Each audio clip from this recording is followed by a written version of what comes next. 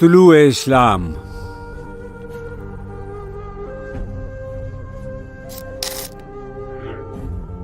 شب گریزاں ہوگی آخر جلوہ خورشید سے، یہ چمن معمور ہوگا نغمہ توحید سے.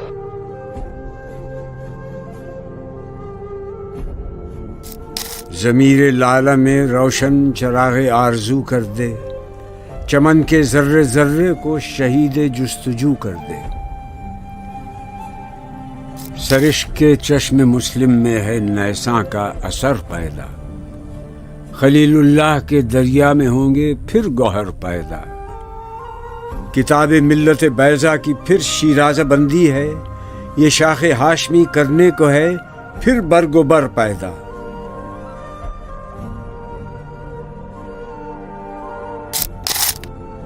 اگر عثمانیوں پر کوہ غم ٹوٹا تو کیا غم ہے کہ خون 100,000 انجم سے ہوتی ہے سحر پیدا. ہزاروں سال نرگس اپنی بے نوری پہ روتی ہے، بڑی مشکل سے ہوتا ہے چمن میں دیدور پیدا.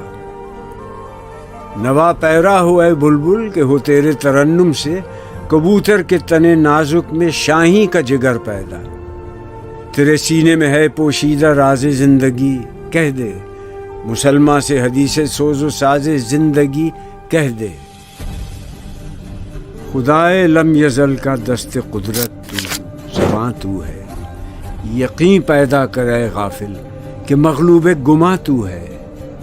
پرے ہے چرخ نیلی فام سے منزل مسلمہ کی، ستارے جس کی گرد راہ ہوں وہ کاررواں تو ہے. مکاں فانی مکیں آنی، ازل تیرا ابد تیرا، خدا کا آخری پیغام ہے تو، جاوداں تو ہے. ہنا بندے عروس لالہ ہے خون جگر تیرا، تیری نسبت براہیمی ہے مہمار جہاں تو ہے. تیری فطرت امی ہے ممکنات زندگانی کی، جہاں کے جوہر مضمر کا گویا امتحاں تو ہے.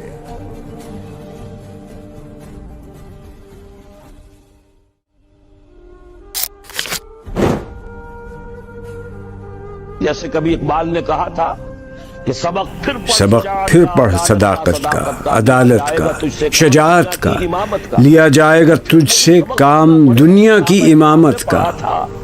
جب صحابہ کرام نے وہ سبق پڑھا تھا تو دنیا کی امامت اللہ نے ان کو عطا کی تھی کہ نہیں کی تھی؟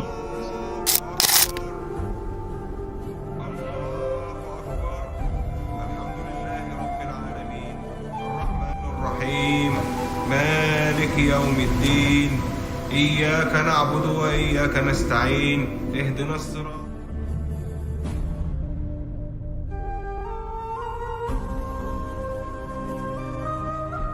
یہی مقصود فطرت ہے، یہی رمز مسلمانی، اخوت کی جہانگیری، محبت کی فراوانی.